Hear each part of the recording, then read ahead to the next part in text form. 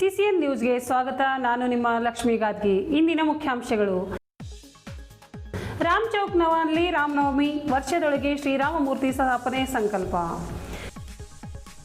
Bidar diesel petrol ಅಭಾವದ ವದಂತಿ, ಬಂಕ್ಗಳಿಗೆ ತೆರಳಿ ಪರಿಶೀಲನೆ, ವದಂತಿಗಳಿಗೆ ನಂಬಬೇಡಿ ಶಿಲ್ಪಾ ಶರ್ಮಾ. ಹನುಮಾನ ಮಂದಿರದಲ್ಲಿ ರಾಮನವಮಿ ಆಚರಿಸಿದ ಮಾತೆಯರು. ಜಿಲ್ಲೆಯ ಎಲ್ಲ ಶೈಕ್ಷಣಿಕ ಸಂಸ್ಥೆಗಳನ್ನು ತಂಬಾಕು ಮುಕ್ತಗೊಳಿಸಲು ಶಿವಾನಂದ ಕರಾಳೆ ಆದೇಶ. 75 ವರ್ಷ ವಯಸ್ಸಿನ ಮೇಲ್ಪಟ್ಟವರ ಮನೆಗೆ ಪಡಿತರ ಧಾನ್ಯ ವಿತರಿಸಲು ಅಧಿಕಾರಿಗಳಿಗೆ ಸೂಚಿಸಿದ ಅಮೃತರಾವ್ ಚಿಮ್ಕೋಡೆ. ನಗರ ಸೇರಿದಂತೆ ಪುರುಷೋತ್ತಮ ಶ್ರೀರಾಮ ಜನ್ಮಿಸಿದ ದಿನವಾದ ರಾಮನವಮಿ ರಾಮಭಕ್ತರು ಸಡಗರ ಸಂಭ್ರಮದಿಂದ ಆಚರಿಸಿದರು. ನಗರದ ಹನುಮಾನ ದೇವಸ್ಥಾನಗಳಲ್ಲಿ ಹಾಗೂ ದೇವಾಲಯಗಳಲ್ಲಿ ಅರ್ಥಪೂರ್ಣವಾಗಿ ರಾಮನವಮಿ ಆಚರಿಸಿದರು. ಗುರುವಾರ ಬೀದರ್ ನಗರದ ಮನ್ನಳ್ಳಿ ರಸ್ತೆಯಲ್ಲಿರುವ ರಾಮ್ ಚೌಕ್ನಲ್ಲಿ ಶ್ರೀರಾಮನವಮಿ ಉತ್ಸವ ಅತ್ಯಂತ ಭಕ್ತಿ ಮತ್ತು ಸಡಗರದಿಂದ ಆಚರಣೆ ಮಾಡಲಾಯಿತು. ಬಿಜೆಪಿ ಮುಖಂಡರಾದ ಬಾಬು ವಾಲಿ, ಈಶ್ವರ್ ಸಿಂಗ್ ಠಾಕೂರ್, ಶಶಿ ಹೊಸಳ್ಳಿ, ರೇವಣಸಿದ್ದಪ್ಪ ಜಲಾದೆ, ಹನುಮಂತ ಬುಳ್ಳ ಸೇರಿದಂತೆ ಹಲವು ಮುಖಂಡರ ಸಮ್ಮುಖದಲ್ಲಿ ಆಚರಣೆ ಮಾಡಲಾಯಿತು. ಶ್ರೀರಾಮ ಜಯರಾಮ ಎನ್ನುವ ಹಾಡನ್ನು ಹಾಡುತ್ತಾ ಭಕ್ತಿಯಿಂದ ನೃತ್ಯ ಮಾಡಿ ಸಂಭ್ರಮಿಸಿದರು. ಇದೇ ವೇಳೆ ಬಾಬು ವಾಲಿ ಮಾತನಾಡಿ, ರಾಮ್ ಚೌಕ್ನಲ್ಲಿ ವರ್ಷದೊಳಗೆ ಶ್ರೀರಾಮನ ಪ್ರತಿಮೆ ಸ್ಥಾಪಿಸಿ ರಾಮನವಮಿ ಉತ್ಸವ ಆಚರಿಸುವುದಾಗಿ ಘೋಷಿಸಿದರು. ಇಂದೇ ಶ್ರೀರಾಮನ ಮೂರ್ತಿ ಕೆತ್ತನೆಗಾಗಿ ಆರ್ಡರ್ ನೀಡಲಾಗುವುದು ಎಂದು ತಿಳಿಸಿದರು. ಇದೇ ವೇಳೆ ಯುವ ಮುಖಂಡರಾದ ತರುಣ್ ನಾಗಮಾರ್ಪಳ್ಳಿ ಸೇರಿದಂತೆ ಹಲವು ಮುಖಂಡರು ಆಚರಣೆಗೆ ಸಾಥ್ ನೀಡಿದರು. ಹೆಗಲ ಮೇಲೆ ಕೇಸರಿ ಶಾಲುಗಳನ್ನು ಹೊತ್ತ ಹಲವು ಮುಖಂಡರು ಶ್ರೀರಾಮನ ಪೂಜೆ ಮಾಡಿ ಕುಣಿದು ಸಂಭ್ರಮಿಸಿದರು.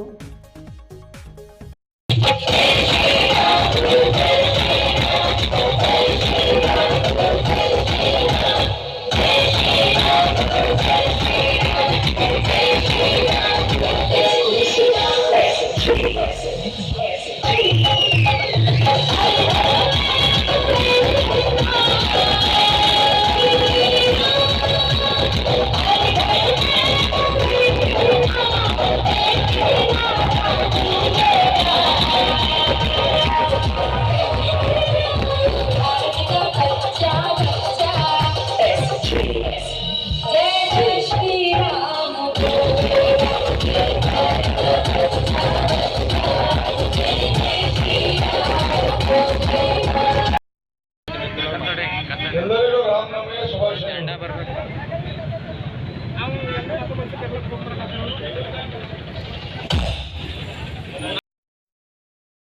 ಮಧ್ಯಪ್ರಾಚ್ಯ ದೇಶಗಳ ಯುದ್ಧದಿಂದಾಗಿ ಇಡೀ ಜಗತ್ತಿನ ದೇಶಗಳ ಮೇಲೆ ಒಂದಿಲ್ಲ ಒಂದು ಪ್ರಕಾರ ಎಫೆಕ್ಟ್ ಆಗಿದ್ದು ಅಲೆಗಳಂತಿಲ್ಲ.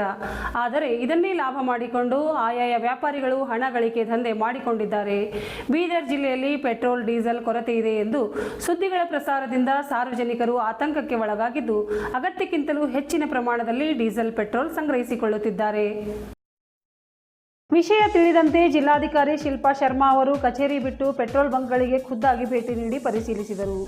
ಭವಿಷ್ಯದಲ್ಲಿ ಪೆಟ್ರೋಲ್ ಡೀಸೆಲ್ ಕೊರತೆಯಾಗಬಹುದು ಎನ್ನುವ ಭಯದಲ್ಲಿ ಜನರು ಆತಂಕಗೊಂಡು ಬುಧವಾರ ನಗರದ ಅನೇಕ ಬಂಕ್ಗಳಲ್ಲಿ ಬೈಕ್ ಸವಾರರು, ವಾಹನಗಳ ಮತ್ತು ಆಟೋಗಳು ತಾಸುಗಟ್ಟಲೆ ಸರತಿಯಲ್ಲಿ ನಿಂತು ಪೆಟ್ರೋಲ್ ಖರೀದಿಸಲು ಮುಗಿಬಿದ್ದರು. ಸಾಮಾನ್ಯವಾಗಿ ಯುದ್ಧದಿಂದ ಡೀಸೆಲ್ ಪೆಟ್ರೋಲ್ ಸಿಗುವುದಿಲ್ಲ ಎಂಬುದು ಪ್ಯಾನಿಕ್ ಕ್ರಿಯೇಟ್ ಆಗಿದೆ. ಹೀಗಾಗಿ ಜನರು ಬಂಕ್ಗಳಲ್ಲಿ ಮುಗಿಬೀಳುತ್ತಿದ್ದಾರೆ. ಆದರೆ ಜಿಲ್ಲೆಯಲ್ಲಿ ಯಾವುದೇ ಡೀಸೆಲ್ ಪೆಟ್ರೋಲ್ ಕೊರತೆ ಇಲ್ಲ ಎಂದು ಜಿಲ್ಲಾಧಿಕಾರಿಗಳು ತಿಳಿಸಿದ್ದಾರೆ. ಜಿಲ್ಲೆಯ ಜನರು ವದಂತಿಗಳಿಗೆ ಕಿವಿಗೊಡಬಾರದು, ಅವಶ್ಯಕತೆ ಇರುವಷ್ಟು ಮಾತ್ರವೇ ಡೀಸೆಲ್ ಪೆಟ್ರೋಲ್ ಖರೀದಿಸಬೇಕು ಎಂದು ಹೇಳಿದ್ದಾರೆ. ಅವಶ್ಯಕತೆ ಇರದಿದ್ದರೂ ಪೆಟ್ರೋಲ್ ಡೀಸೆಲ್ ಸ್ಟಾಕ್ ಮಾಡಿಟ್ಟುಕೊಳ್ಳಬಾರದು. ಅದರಂತೆ ಗೃಹ ಬಳಕೆಯ ಗ್ಯಾಸ್ ಸಿಲಿಂಡರ್ ಕೊರತೆಯೂ ಇಲ್ಲ. ಜಿಲ್ಲೆಗೆ ಅವಶ್ಯಕವಿರುವ ಇಂಧನ ಮತ್ತು ಗ್ಯಾಸ್ ಸಿಲಿಂಡರ್ ಸರಬರಾಜು ಆಗುತ್ತಿದೆ. ಸಾರ್ವಜನಿಕರು ಅನಾವಶ್ಯಕವಾಗಿ ಪೆಟ್ರೋಲ್ ಬಂಕ್, ಸಿಲಿಂಡರ್ ಏಜೆನ್ಸಿಗಳ ಮುಂದೆ ಸಾಲುಗಟ್ಟಿ ನಿಲ್ಲಬಾರದು ಎಂದು ಹೇಳಿದ್ದಾರೆ. ಸುಳ್ಳು ಸುದ್ದಿ, ವದಂತಿ ಹಬ್ಬಿಸುವವರ ವಿರುದ್ಧ ಶಿಸ್ತಿನ ಕ್ರಮ ಕೈಗೊಳ್ಳಲಾಗುವುದು ಎಂದು ಎಚ್ಚರಿಸಿದ ಜಿಲ್ಲಾಧಿಕಾರಿ ಶಿಲ್ಪಾ ಶರ್ಮಾ.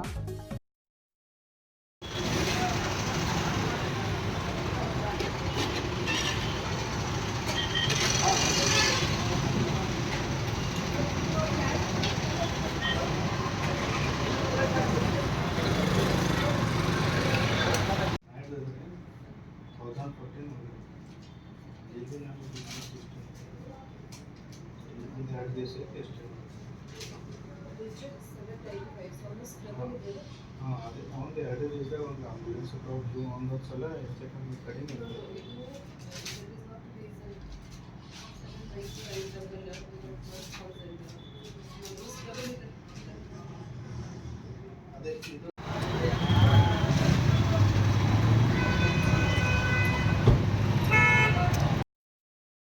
ನಗರದ ಕೆಇಬಿ ಹತ್ತಿರದ ಶ್ರೀ ಹನುಮಾನ ಮಂದಿರದಲ್ಲಿ ಶ್ರೀರಾಮನವಮಿ ಅಂಗವಾಗಿ ಗುರುವಾರ ದಿನಪೂರ್ತಿ ಧಾರ್ಮಿಕ ಕಾರ್ಯಕ್ರಮಗಳು ಭಕ್ತಿ ಭಾವದಿಂದ ಹಾಗೂ ಸಂಭ್ರಮದಿಂದ ನೆರವೇರಿದವು.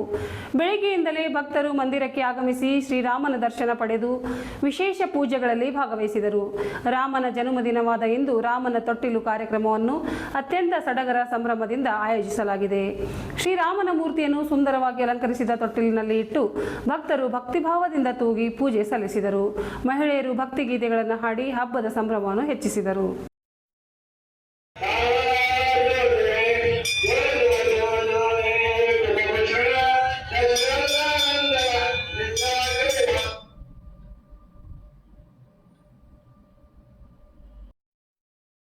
ಬೀದರ್ ಜಿಲ್ಲೆಯ ಎಲ್ಲ ಶೈಕ್ಷಣಿಕ ಸಂಸ್ಥೆಗಳನ್ನು ತಂಬಾಕು ಮುಕ್ತ ಸಂಸ್ಥೆಗಳನ್ನಾಗಿ ಮಾಡಲು ಸರ್ಕಾರದ ಟಾಫಿ ತಂತ್ರಾಂಶದಲ್ಲಿ 10 ದಿನಗಳೊಳಗೆ ನೋಂದಾಯಿಸಿ ಶೈಕ್ಷಣಿಕ ಸಂಸ್ಥೆಯ 100 ಮೀಟರ್ ಅಂತರದಲ್ಲಿ ತಂಬಾಕು ಉತ್ಪನ್ನ ಮಾರಾಟ ಮಾಡುವ ಅಂಗಡಿಗಳ ವಿವರವನ್ನು ಶಾಲೆಯ ಮುಖ್ಯೋಪಾಧ್ಯಾಯರು ಸಂಬಂಧಪಟ್ಟ ಅಧಿಕಾರಿಗಳಿಗೆ ವರದಿ ನೀಡಲು ಅಪರ ಜಿಲ್ಲಾಧಿಕಾರಿ ಶಿವಾನಂದ ಕರಾಳೆ ಆದೇಶಿಸಿದರು.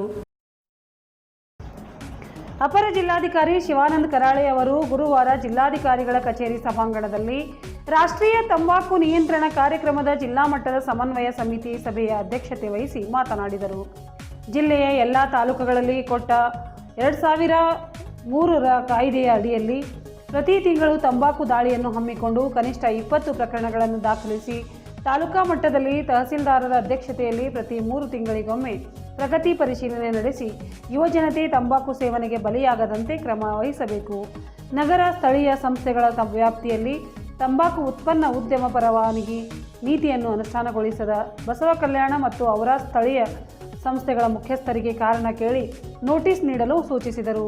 ಹಾಗೂ ಉಳಿದ ಎಲ್ಲ ನಗರ ಸ್ಥಳೀಯ ಸಂಸ್ಥೆಗಳು ಉದ್ಯಮ ಪರವಾನಗಿ ನೀತಿಯನ್ನು ಕಟ್ಟುನಿಟ್ಟಾಗಿ ಅನುಷ್ಠಾನಗೊಳಿಸಿ ಶೈಕ್ಷಣಿಕ ಸಂಸ್ಥೆಗಳನ್ನು ತಂಬಾಕು ಮುಕ್ತಗೊಳಿಸಬೇಕೆಂದರು.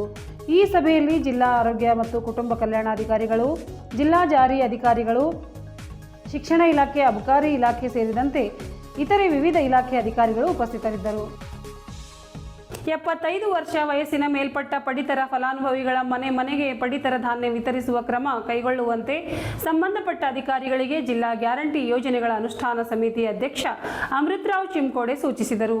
ಅವರು ಇತ್ತೀಚೆಗೆ ರಾಜ್ಯ ಸರ್ಕಾರದ ಮಹತ್ವಾಕಾಂಕ್ಷಿ ಯೋಜನೆಗಳಾದ ಪಂಚ ಗ್ಯಾರಂಟಿ ಯೋಜನೆಗಳ ಕುರಿತು ಜಿಲ್ಲಾ ಪಂಚಾಯತ್ ಸಭಾಂಗಣದಲ್ಲಿ ನಡೆದ ಪ್ರಗತಿ ಪರಿಶೀಲನಾ ಸಭೆಯ ಅಧ್ಯಕ್ಷತೆ ವಹಿಸಿ ಮಾತನಾಡಿದರು. ಬೇಸಿಗೆ ಕಾಲ ಇರುವುದರಿಂದ ಪಡಿತರ ಧಾನ್ಯ ವಿತರಕರು ತಮ್ಮ ಅಂಗಡಿಗಳ ಮುಂದೆ ಪಡಿತರ ಧಾನ್ಯ ಫಲಾನುಭವಿಗಳಿಗೆ ತೊಂದರೆಯಾಗದಂತೆ ಕುಡಿಯುವ ನೀರು ಮತ್ತು ನೆರಳಿನ ವ್ಯವಸ್ಥೆ ಮಾಡಬೇಕು. ರಾಜ್ಯ ಸರ್ಕಾರದ ಮಹತ್ವಾಕಾಂಕ್ಷಿ ಪಂಚ ಗ್ಯಾರಂಟಿ ಯೋಜನೆಗಳು ಸಮರ್ಪಕವಾಗಿ ಅನುಷ್ಠಾನಗೊಳಿಸಿ ಫಲಾನುಭವಿಗಳಿಗೆ ತಲುಪುವಂತಾಗಬೇಕೆಂದರು. ಜಿಲ್ಲಾ ಪಂಚಾಯತ್ ಕಾರ್ಯನಿರ್ವಹಣಾಧಿಕಾರಿ ಡಾಕ್ಟರ್ ಗಿರೀಶ್ ಬಡೋಲೆ ಮಾತನಾಡಿ, ಎಸ್ಎಸ್ಎಲ್ಸಿ ಪರೀಕ್ಷೆಗಳು ನಡೆಯುತ್ತಿದ್ದ ಬಸ್ಸುಗಳು ಸರಿಯಾದ ಸಮಯಕ್ಕೆ ಓಡಿಸಿ ವಿದ್ಯಾರ್ಥಿಗಳಿಗೆ ಪರೀಕ್ಷೆ ಬರೆಯಲು ತೊಂದರೆಯಾಗದಂತೆ ನೋಡಿಕೊಳ್ಳಬೇಕು. ಶಕ್ತಿ ಹಾಗೂ ಗೃಹಲಕ್ಷ್ಮಿ ಯೋಜನೆಗಳಲ್ಲಿ ಪ್ರತಿ ಮಾಹೆವಾರು ಮೃತ ಫಲಾನುಭವಿಗಳ ಕುರಿತು ಪರಿಷ್ಕರಣೆ ಮಾಡುವಂತೆ ಅಧಿಕಾರಿಗಳಿಗೆ ಸೂಚಿಸಿದರು.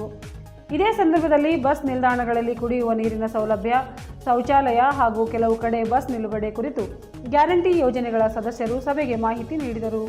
ಈ ಸಭೆಯಲ್ಲಿ ಜಿಲ್ಲಾ ಪಂಚಾಯತ್ ಮುಖ್ಯ ಕಾರ್ಯಯೋಜನಾಧಿಕಾರಿ ಕಿಶೋರ್ ದುಬೆ, ಆಹಾರ ಇಲಾಖೆಯ ಉಪನಿರ್ದೇಶಕ ಪ್ರವೀಣ್ ಬರ್ಗಲ್, ಮಹಿಳಾ ಮತ್ತು ಮಕ್ಕಳ ಕಲ್ಯಾಣ ಇಲಾಖೆಯ ಉಪನಿರ್ದೇಶಕ ಶ್ರೀಧರ್ ಸೇರಿದಂತೆ ಪಂಚ ಗ್ಯಾರಂಟಿ ಯೋಜನೆ ಅನುಷ್ಠಾನ ಸಮಿತಿ ಜಿಲ್ಲಾ ಉಪಾಧ್ಯಕ್ಷರು, ತಾಲೂಕಾಧ್ಯಕ್ಷರು, ಸದಸ್ಯರುಗಳು ಹಾಗೂ ಇನ್ನಿತರ ಅಧಿಕಾರಿಗಳು ಉಪಸ್ಥಿತರಿದ್ದರು.